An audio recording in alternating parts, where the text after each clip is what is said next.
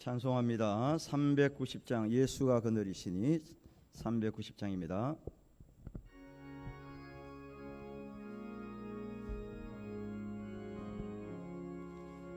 예수가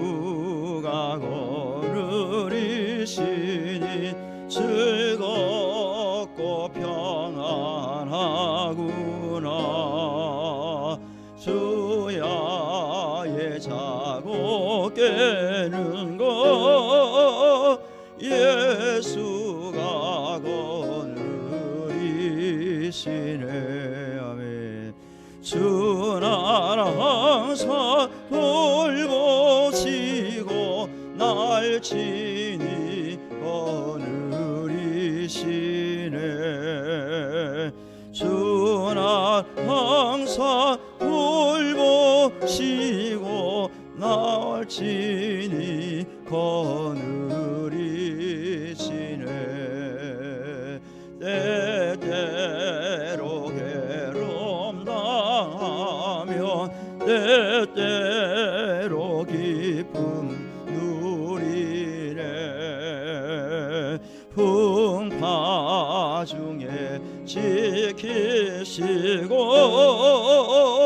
평안히 인도하시네. 주 나라 항상 돌보시고 날 친히 거느리시네. 주 나라 항상 돌보시고 날 친히 거느리시네. 내 주의 손을 붙잡고 천국에 올라가겠네. 괴로우나 즐거우나 즐거우나 예수가 거느리시네. 주 나라 항상 돌보시고 날 친히 거느리시네. 주 나라 항상 돌보시고 날 친히 거느리시네. 이 세상 이별할 때에 마귀의 권세 이기네. 천국에 가는 그 길도 예수가 거느리시네. 주 나라 항상 돌보시고 날 친히 거느리시네. 주 나라 항상 돌보시고 날 친히 거느리시네.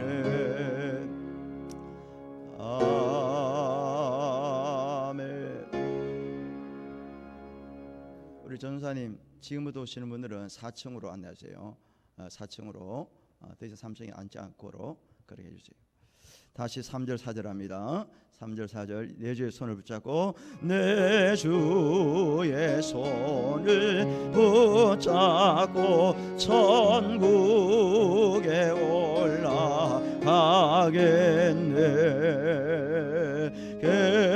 괴로우나 즐거우나 예수가 거느리시네. 주 나라 항상 돌보시고 날 친히 거느리시네. 주 날 항상 돌보시고 날 친히 거느리시네. 부려만 합니다. 주날 항상 돌보시고 주날 항상 돌보시고 날 친히 거느리시네. 주날 항상 돌보시고 날 친히 거느리시네.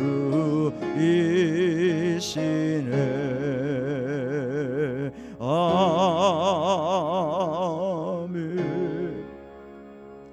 자, 아직 묵상기도함으로 일부 예배를 드리도록 하겠습니다.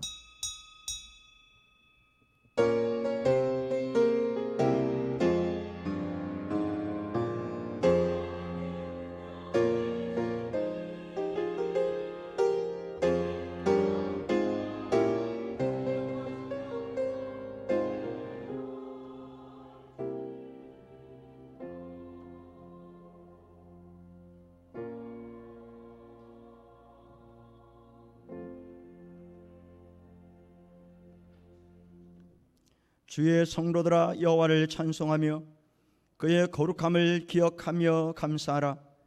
그의 노염은 잠깐이요 그의 은총은 평생이로다. 저녁에는 울음이 깃들일지라도 아침에는 기쁨이 오리로다. 하나님께서 우리 성도들을 불말과 불병으로 지켜주시고 구름 기둥과 불 기둥으로 인도하시며 만나와 메추라기로 먹여주심을 감사드립니다. 슬픔을 기쁨으로 바꾸시는 하나님, 오직 하나님께 영광 돌리며 예배하기를 소원하는 성도들이 한자리에 모였사오니 우리가 올리는 예배를 받으시고 은혜 내려 주시옵소서. 예수님의 이름으로 기도드리옵나이다. 아멘. 주기도문성 찬양합니다. 하늘에 계신 아버지 이름 거룩하사 주님 나라 임하시고 뜻이 이루어지다.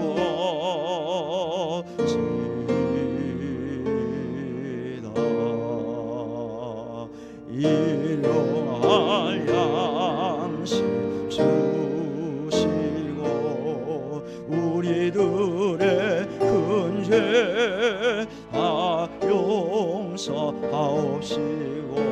또 시험에 들게 마시고 악에서 구원하소서.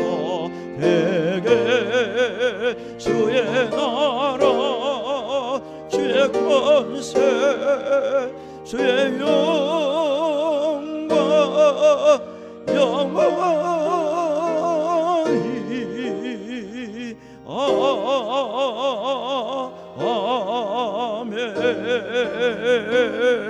아멘. 교동문 57번입니다. 여호와여 내가 깊은 곳에서 주께 부르짖었나이다.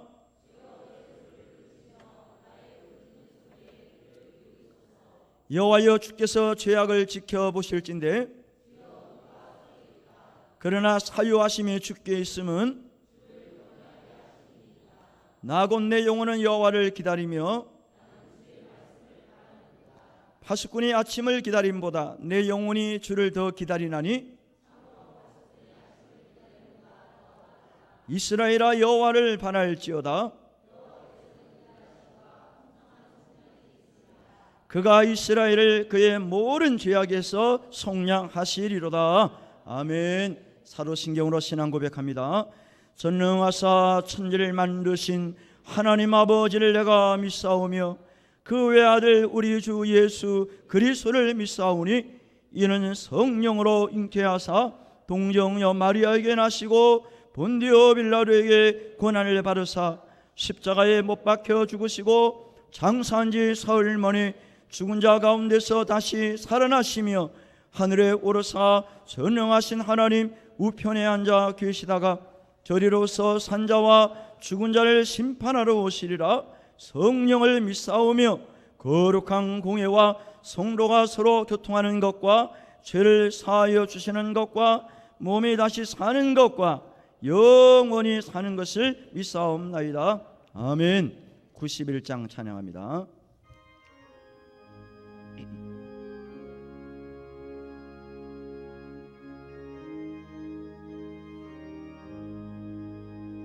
슬픈 마음 있는 사람 예수 이름 믿으며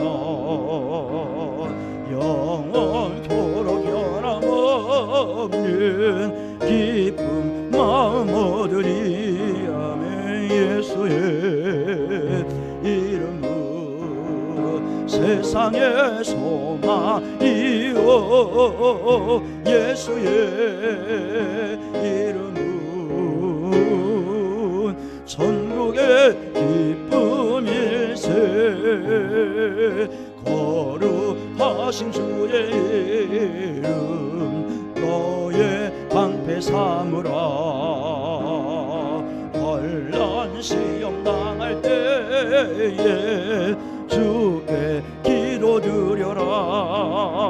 예수의 이름은 세상의 소망이요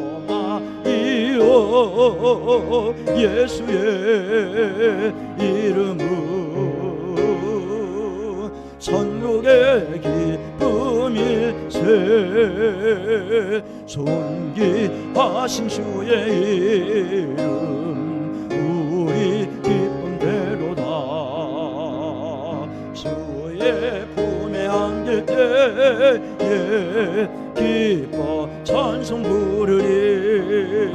예수의 이름은 세상의 소망이요 예수의 이름은 천국의 기쁨일세. 우리 갈 길 다간 후에 보좌 앞에 나가 왕의 왕께 경배하며 멸류관을 드리리. 아멘. 예수의 이름은 세상의 소망이요 예수의 이름은 천국의 기쁨일세. 아멘. 장중섭 집사님 기도하시겠습니다.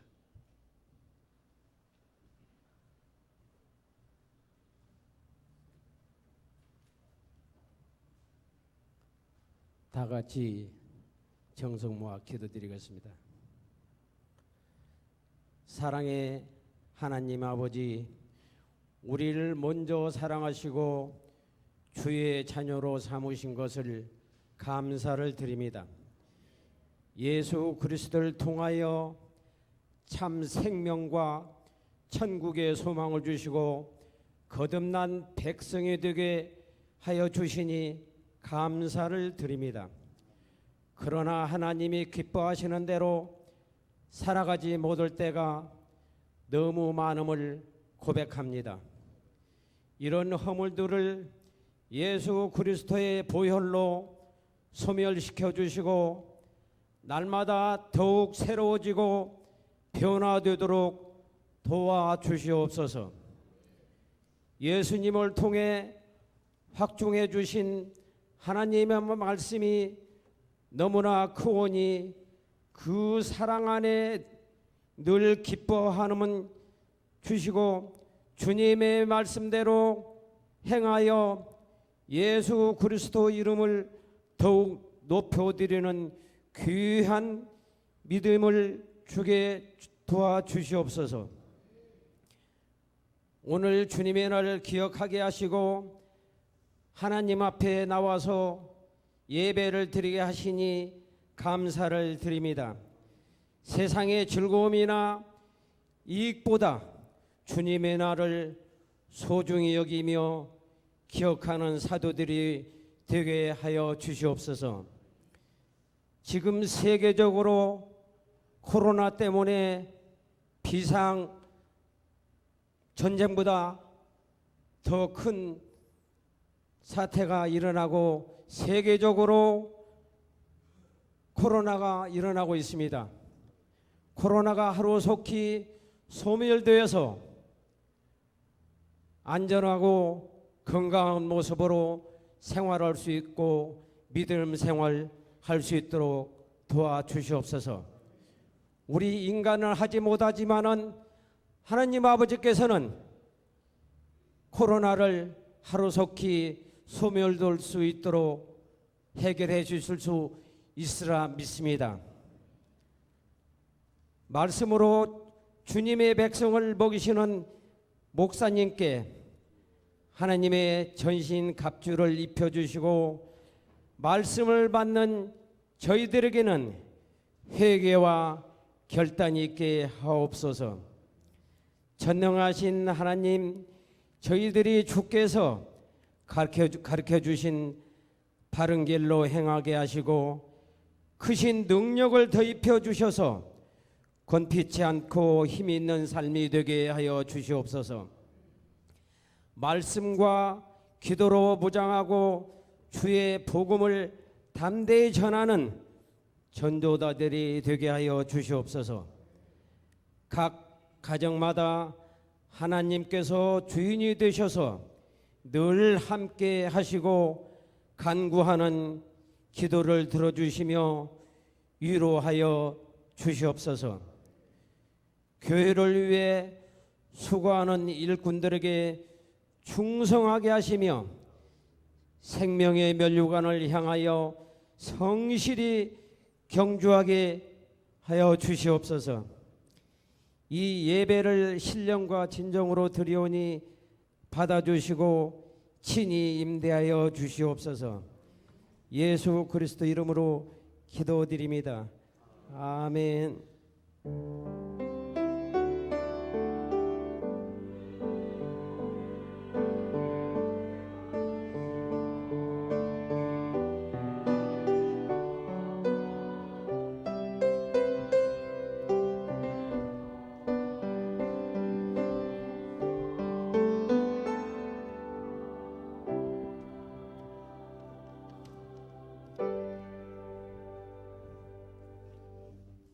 성경 말씀은 마태복음 13장 20절과 21절입니다. 마태복음 13장 20절과 21절.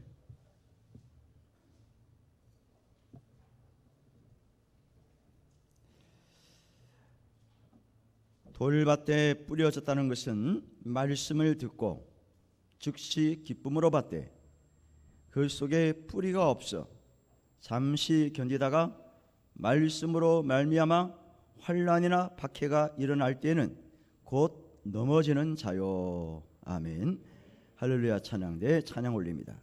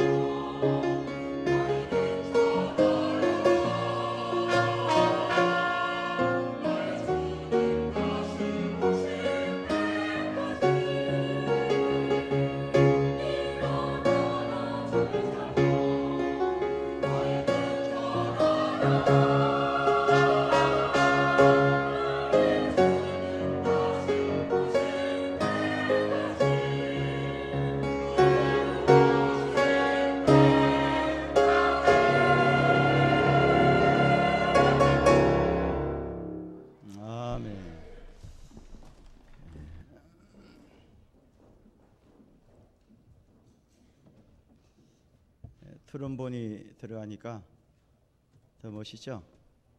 예. 이 찬양을 들으니까 왠지 모르게 눈물이 나요.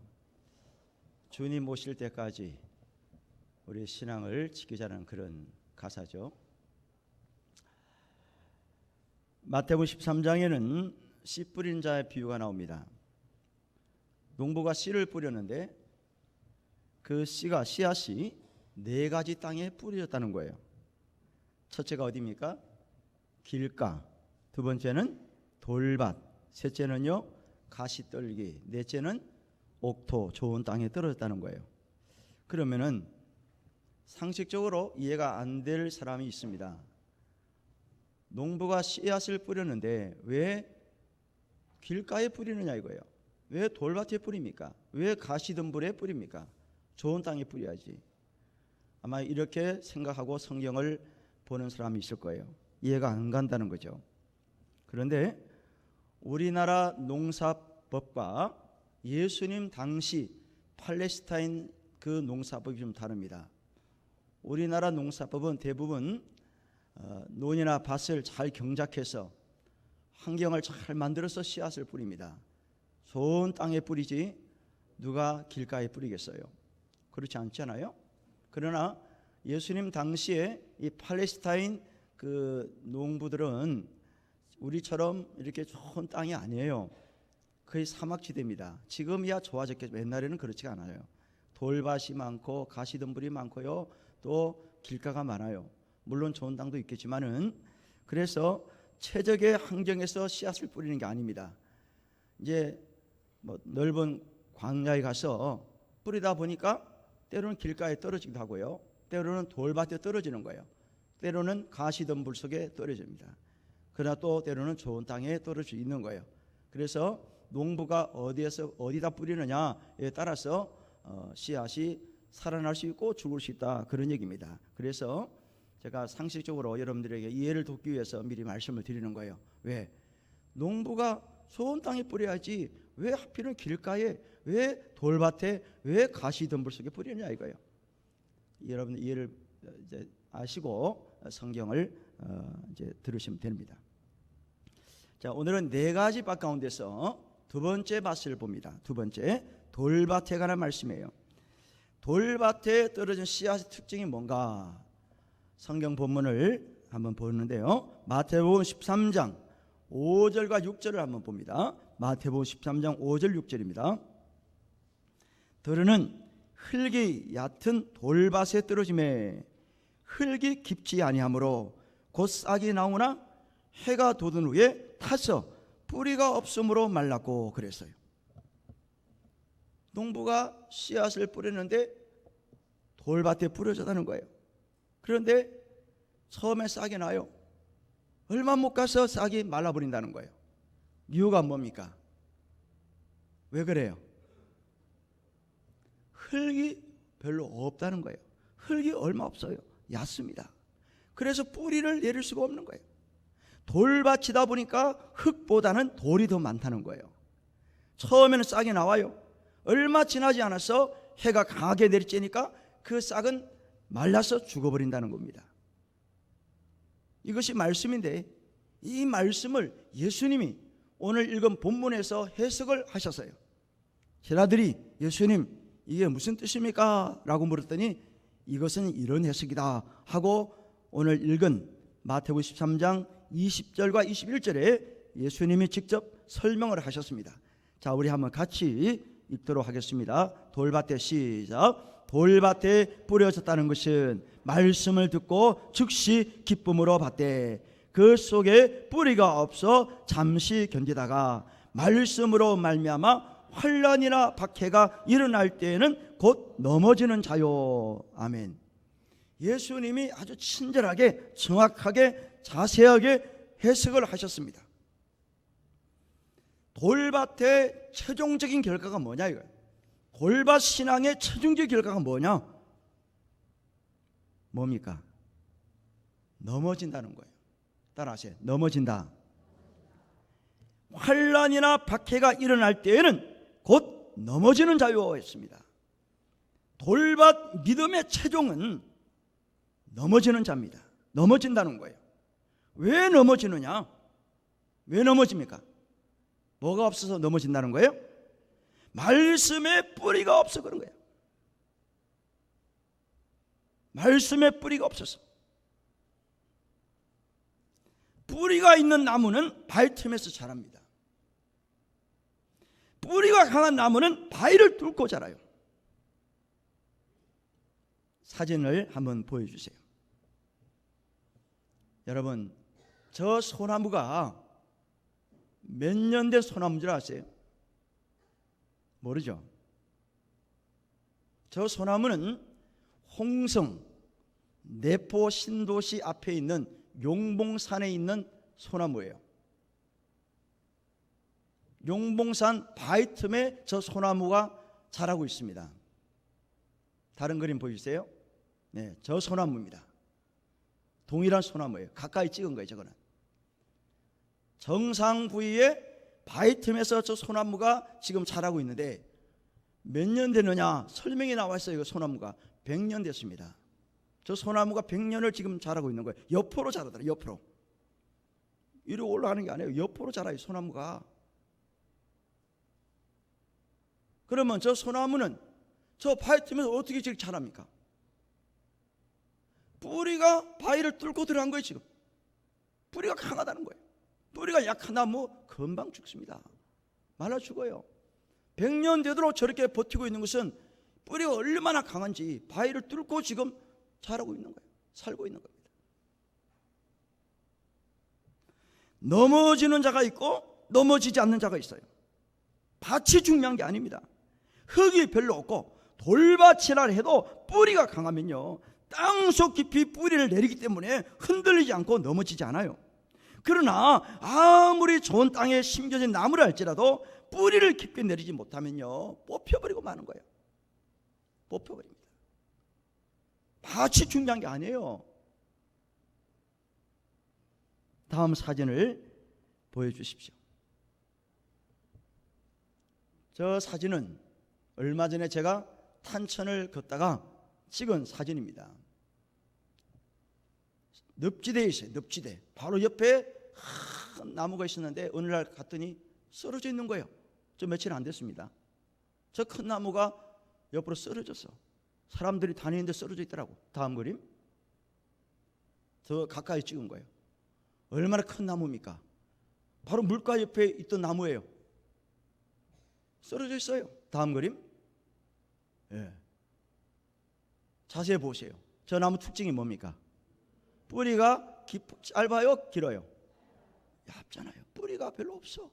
나무는 커요. 어떻게 잘 자랐어요. 그런데 뿌리가 별로 없으니까 아무리 늪지대 물 옆에 있다 할지라도 최적의 환경이에요. 나무가 자라기 최적의 환경 아닙니까? 물가 신긴 나무니까. 그런데 뿌리가 없다 보니까 바람이 세게 부니까 넘어져 버렸잖아요. 사람 만났나 몰라요. 네? 뿌리가 깊게 땅속에 내리지 않기 때문에 넘어지고 뽑혀버리는 거예요. 우리의 신앙도 마찬가지예요. 넘어지는 신앙이 있고 넘어지지 않는 신앙이 있습니다. 넘어지는 신앙이 뭐냐? 말씀의 뿌리가 약하다 보니까 환난이 오고 박해가 오면 금세 넘어져 버리는 거예요. 신앙이 흔들려요. 뽑히게 되는 거예요. 초신자들은 말씀의 뿌리가 없는 건 사실입니다. 믿은 지 얼마 안 되기 때문에 말씀을 잘 모르겠고 말씀이 내 마음속에 없기 때문에 흔들릴 수 있습니다. 뽑힐 수 있어요. 기초가 없어요. 말씀을 붙잡을 수가 없잖아요. 그래서 조금 어려움이 오고 환난이 오고 고난이 오고 박해가 오고 재난이 오면 신앙이 송두리째 흔들려버려요. 뽑혀버려요. 길을 가고 있는데 바람이 강하게 불어요. 태풍이 막 A급이 불어요. 사람이 막 바람에 떠밀려 갈 정도입니다. 실제로 그래요. 넘어집니다. 막 쓰러져요. 막 뭐만 잡수면 다 돌아다녀요. 가만히 서 있지를 못해요. 바람 때문에 넘어지고 막 쓰러질 때 그때는 뭘 붙들어야 됩니다. 길에 가다 전봇대를 붙들든지 튼튼한 나무를 붙들든지 뭐 붙들어야지 이게 떠밀려 안 가잖아요. 영적으로 똑같습니다. 환난이 오고 역경이 오고 시험을 만날 때 말씀을 붙들며 사는데 붙잡을 말씀이 없는 거야. 말씀이 없는 게 아니잖아요. 없다는 말은 내 마음속에 말씀이 없다는 거예요. 내 마음속에. 오늘 성경에 보니까 말씀으로 말미암아 환난이나 재난이나 역박해가 오면 넘어진다고 그랬거든요. 말씀으로 말미암아 그랬다는 거예요. 그러면 말씀으로 말미암아가 무슨 뜻입니까? 말씀이 없다는 거예요? 내 마음속에 말씀이 없기 때문에 환난이나 재난이나 박해가 오면 넘어진다는 겁니다. 말씀이 없기 때문에 내 마음속에. 그런데 제가 목회를 하다 보니까 이 신앙은, 넘어지는 신앙은요, 초신자나 연조가 오래되거나 별로 상관없는 걸 봤어요. 겉으로 봐서는 모르겠다는 거예요. 오래 신앙생활을 했다고 안 흔들고 안 넘어지는 게 아니라요. 어느 목사님의 간증입니다. 고등부를 지도하고 있었을 때예요. 주일날 교회에 오는 학생들이 있었는데 유독 그 목사님의 귀에 눈에 거슬리는 학생이 하나 있었어요. 교회 올 때 이 학생은 그냥 옷도 대충 입고 와요. 추리닝 같은 옷을 입고 슬리퍼를 끌고 그 다음에 성령책 대신에 농구공 하나 들고 오는 거예요. 교회를 예배드리러 오는 그런 분위기 아니에요. 운동장에 가서 운동하는 그런 폼이에요. 그래서 그때는 그 전도사님이었는데 이분이 참 학생 때문에 시험이 드는 거예요. 뭐라 그렇게 하고 했지만 안 돼요. 근데 어느 날 이 학생과 어떻게 이야기할 시간이 있었대요. 그랬더니 이 학생이 먼저 그 전도사님에게 이야기를 하대요. 전도사님, 제가 이런 차례로 교회에 와서 눈에 거슬렸죠. 먼저 얘기를 하더래요. 지도자에게. 그래, 내가 참 그랬어. 너 왜 그랬어? 그랬더니 이 학생이 하는 말, 제가 교회 가는 거를 아버지가 알면 저를 그냥 놔두지 않습니다. 아버지 모르게 교회를 오느라고 일부러 이렇게 오는 거예요. 운동장에 가는 것처럼 농구공 하나 들고 추리닝 입고 그냥 대충 오는 거예요. 제가 이러고 싶어 오는 게 아니고요. 우리 아버지가 워낙 완강하신 분이라 교회 간다면 그냥 일을 가는 사람이라 제가 운동장에 가는 것처럼 꾸미고 교회를 와서 예배 드리는 거예요. 그때 이 지도자가 망치로 뒤통수를 한 대 맞은 그런 분위기였대요. 왜냐하면 겉으로 드러난 모습만 보았는데 이 학생의 마음속에는 누구보다도 하나님을 향한 뜨거운 열정이 그 학생들 마음에 있더라는 거예요. 저놈이 왜 저런 복장으로 교회를 보지? 무슨 운동장에 가나? 늘 그런 마음을 가지고 못마땅했는데 얘기 들어보니까 그게 아니에요. 자기 나름대로 믿음을 지키기 위해서, 예배하기 위해서 이렇게 해서라도 내가 예배당 가야 되겠구나, 말씀 드려야 되겠다, 이런 마음을 가지고 왔다는 거예요. 겉모습만 보고 판단하면 안 된다는 것을 깨달은 겁니다. 저 사람은 믿음 참 좋게 생겼어. 이거 위험한 발상입니다. 저 사람 인상 보니까 믿음 없게 생겼어. 틀렸어. 이것도 틀린 생각이라는 거예요. 사람 속마음을 어떻게 알겠습니까? 하나님 외에는 몰라요. 우리나라 역사를 보면은 일제강점기 때나 6.25 전쟁 어려운 시기가 있지 않았습니까? 경제적으로, 심적으로, 영적으로 힘든 시기였습니다. 환난 때였어요. 박해받던 시기입니다. 그때 우리의 믿음의 선조들은 믿음을 끝까지 지킨 사람들도 있었지만은 생명을 부지하기 위해서 변절한 성도들이 있었습니다. 신사참배에 가담했고요, 하나님 부인한 성도들도 있었고요, 심지어는 목회자들도 있었어요. 힘든 시기가 오고 환난이 오고 핍박이 오면 어느 누구도 장담 못하는 건 사실입니다. 내 목에 총뿌리를 들이대고 칼을 들이대면서 예수 믿을 거야 안 믿을 거야, 교회 나갈 거야 안 나갈 거야, 모일 거야 안 모일 거야, 이렇게 한다면은 어느 누가 자유롭겠습니까? 그러나 끝까지 믿음 지키다가 순교한 사람들도 있고요, 그렇지 못한 사람들이 있습니다. 끝까지 믿음을 지킨 사람들은 뭘 붙들고 넘어지지 않았습니까? 약속의 말씀을 붙잡고 말씀이 마음속에 있기 때문에, 자리 잡았기 때문에, 뿌리가 있었기 때문에 넘어지지 않았다는 거예요. 그러나 말씀이 없는 사람들은 환란이 오고 역경이 오고 고난이 오고 박해가 오니까 그냥 송두리째 뽑히고 흔들리고 넘어지고 말았던 겁니다. 오늘 예배 나오신 여러분들은 넘어지는 신앙이 아니라 그 다음 말씀 넘어지지 않는 신앙인으로 사는 줄로 믿습니다. 넘어지지 않는 신앙이 뭐냐 그러면, 다니엘과 세 친구들 얼마나 많은 환란이 있었습니까? 회유가 있었고 급박이 있었습니다. 그러나 끝까지 믿음을 배신하지 않았어요. 하나님 배신하지 않았습니다. 요셉도 마찬가지예요. 여러 가지 환란이 왔지만, 시험도 있었지만 끝까지 말씀 붙들고 믿음으로 그 신앙 지켜나갔어요. 파키스탄은 이슬람 국가입니다. 그 파키스탄에 아시아 비비라는 여자분이 계셨어요. 이분은 예수 믿는 사람입니다. 그런데 이분은 9년간 투옥을 합니다. 감옥 생활을 하게 돼요. 왜냐? 직장에 가서 일을 하는데 함께 일하던 그 무슬림 여성들, 이슬람 여성들이 이 비비라는 여성이 크리스찬인 줄 알고 여러 가지 회유를 하는 거예요. 너 개종해라. 무슬림으로 개종해. 뭔가 여러 가지를 막 핍박하는 거예요. 또 어떤 핑계를 대냐면, 네가 쓰는 물컵 더러워서 못 먹겠어. 이러면서 왕따를 시키는 거예요. 단체 생활하면서 왕따를 시키고 빨리 개종해라. 협박을 하는 거예요. 그랬더니 이 비비라는 여성이 그들에게 하는 말이, 예수님은 나를 위해서 십자가에 죽으셨는데 무함마드는 우리를 위해 뭘 해줬어? 이렇게 오히려 반문을 하는 거예요. 무함마드는 우리를 위해서 뭘 했느냐? 그러나 우리 예수님은 나를 위해 십자가에 죽으셨다. 그런 믿음을 가지고 신앙을 변질하지 않아요. 그러니까 이 무슬림 여성들이 다 분노하는 거예요. 그 여성을 폭행하고 나중에는요 신성 모독죄를 지어갖고 고발을 해버린 거예요. 그래서 이 여성이 감옥에 갔습니다.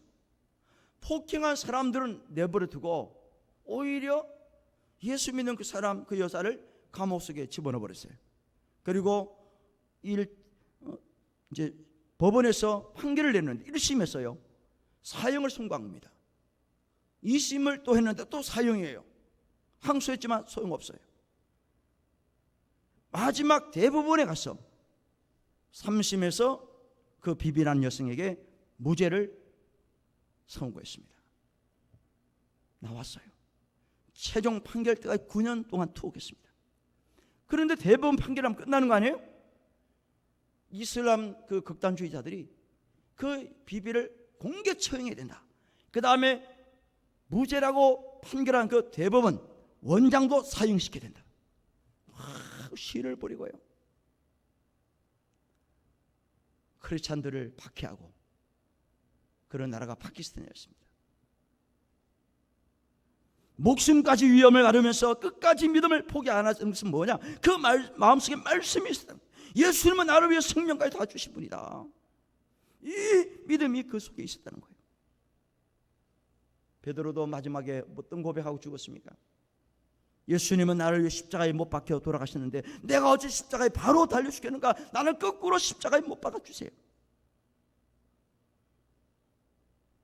거꾸로 십자가에 못 박혀 죽었다는 그런 말이 있습니다.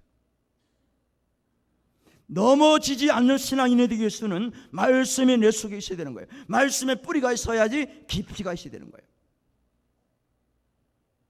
그림 하나 보여주세요. 네, 저 나무, 아까 넘어진 바로 그 나무 옆에 있는 나무예요. 바로 물 옆에 있잖아요. 저 나무는 온전합니다. 안 뽑혔어요. 안 넘어졌습니다. 왜 그래요? 뿌리가 있다는 거예요. 그 다음 그림. 저 나무는 뚝방에 있는 그림이에요. 탄천에 여러 나무들이 있잖아요. 높은 지대에 있는 거예요. 뚝방이니까 뿌리가 있어요.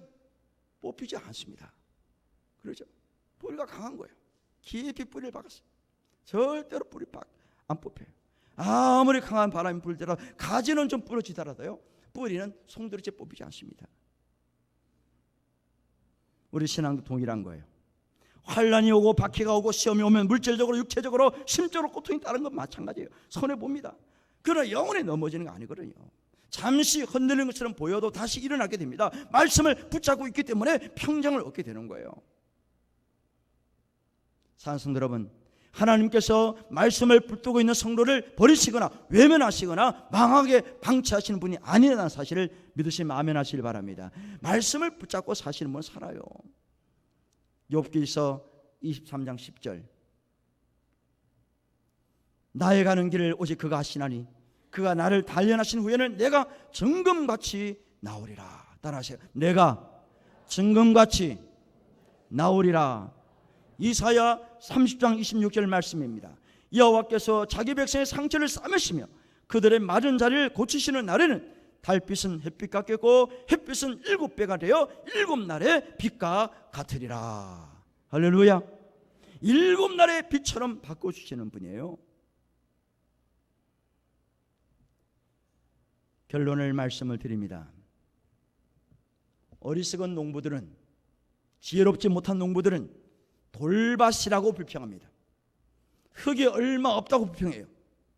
그러나 지혜롭고 부지런한 농부는 돌을 골라냅니다. 박힌 돌을 빼내요. 흙이 모자라면 거기다 흙을 퍼서 나릅니다. 더 깊이 땅을 파내려가는 거예요. 우리 신앙도 마찬가지입니다.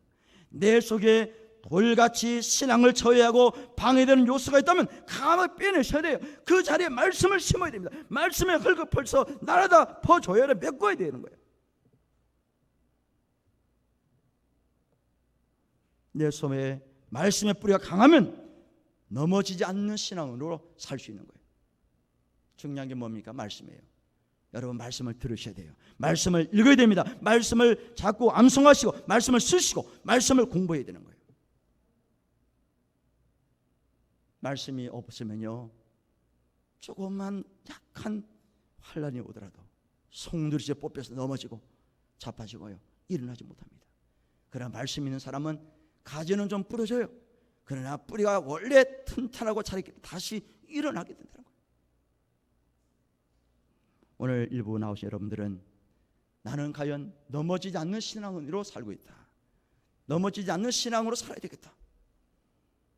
말씀에 뿌리가 깊이 박힌 그런 믿음의 사람으로 살아야 되겠다. 이런 고백과 결단이 저와 여러분 속에 있으시기를 주의 이름으로 축원합니다. 하나님께서 우리를 버리시거나 외면하시거나 방치하시거나 망하게 하시는 분이 아니에요. 말씀을 붙잡고 있는 그 성도를 하나님 평강의 평강으로 인도하신다고 말씀하고 있습니다. 이 어려운 시기를 다른 거 쳐다보지 말고 다른 얘기 듣지 마시고요, 말씀이 뭘 말씀하는가, 하나님께 뭘 얘기하시는가, 이 말씀 붙잡고 믿음으로 승리하시는 저와 여러분 되시기를 주의 이름으로 축원합니다. 찬송하십시다. 달고 오면 그 말씀.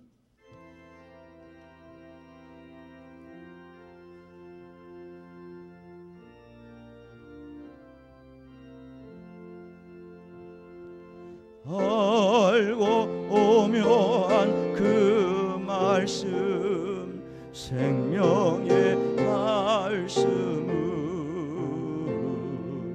귀한 그 말씀, 진실로 생명의 말씀이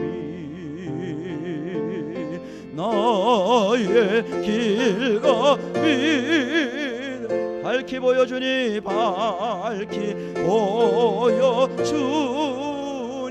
아멘. 아름답고 귀한 말씀, 생명새이로다.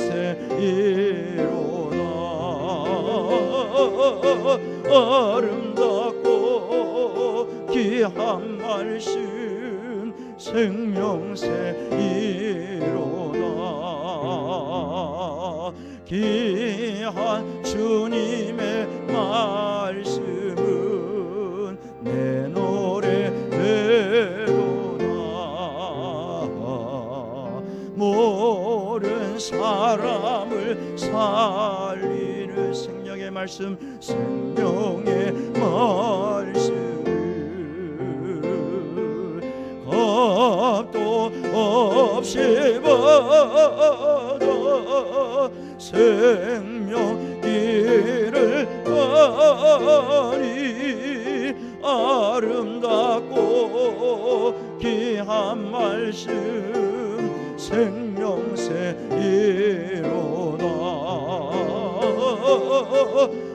아름답고 귀한 말씀 생명새이로다 널리 울리어 생명의 말씀은 생명의 말씀은 마음의 용서와 평 골고루 주나니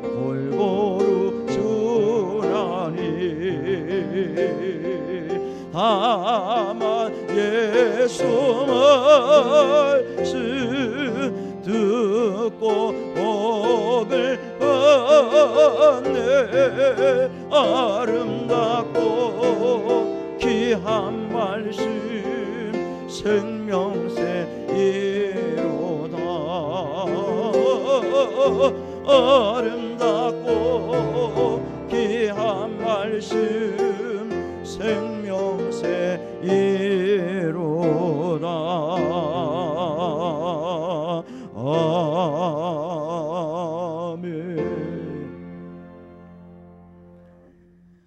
뿌리 깊은 나무가 뽑히지 않는 것처럼 우리의 신앙이 말씀의 뿌리, 믿음의 뿌리가 깊고 튼튼해서 어떤 상황 속에서도 넘어지지 않도록 인도하심을 감사드립니다. 계속해서 우리의 신앙이 말씀 안에서 말씀 붙들고 말씀을 의지하며 확신하며 말씀의 능력을 믿고 살아가게 하옵소서. 이 시간에 한 주간 기도하면서 정직하고 바르고 진실되게 예물을 준비하여 올립니다. 소득의 10분의 1을 드리며 감사예물 드리며 작정한 예물을 올렸습니다. 바르시고 메마르지 않게 하시고 풍성하게 하시고 나누고 베풀고 섬기는 일에 더 크게 쓰임받을 수 있도록 예비하여 주시옵소서. 사회적 거리두기로 인해서 하나님과 사람과의 멀어짐이 없게 하시고 어려울 때일수록 더 하나님 의지하며 성전을 가까이 말씀을 가까이 하는 성도들 되게 하옵소서. 간구하는 모든 소원들 하나님께서 모든 일에 하나님의 은혜가 임하게 하여 주시기를 원하옵고 예수님의 이름으로 감사하며 기도드리옵나이다. 아멘. 광고 드립니다. 2부 예배 후에 정기당이 있겠습니다. 계속해서 개인 위생 철저히 해주시고 교회 오실 적에 마스크를 필히 착용해 주시길 바랍니다. 아직도 교회를 나오지 못하는 분들 계시면은 기도해 주시고 권면해 주시길 바랍니다. 다 같이 자리에 일어나셔서 그냥 앉은 자리에서 620장 3절입니다. 마지막 찬양합니다.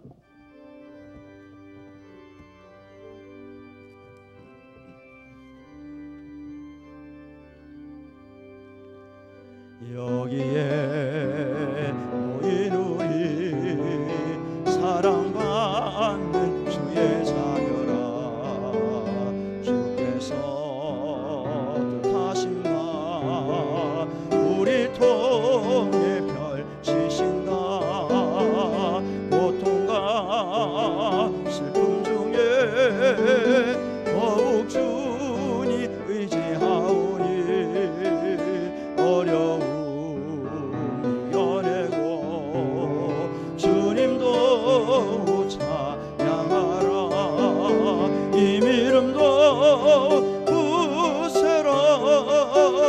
주가 지켜주신다 오른 밤에도 주의 밝은 인도하여 주신다. 지금은 우리 주 예수 그리스도의 은혜와 하나님의 극진하신 사랑과 성령의 감동 감화 축복 위로 충만하심이 말씀의 뿌리 믿음의 뿌리가 강하고 깊고 튼튼해져서 어떤 역경과 환난 속에서도 흔들림이 없이 살아가기를 소원하는 모든 성도들과 한 주간의 생활과 병상에 있는 성도들, 출타 중인 성도들, 외국에 있는 성도들, 군 복무 중에 있는 청년들, 섬기는 한남교회, 깜보 메시아교회, 장완희 선교사 가정과 조대영 장로 부부와 선교사 선교지회와 이 나라의 민족 위에 영원토록 함께 있을지어다. 아멘.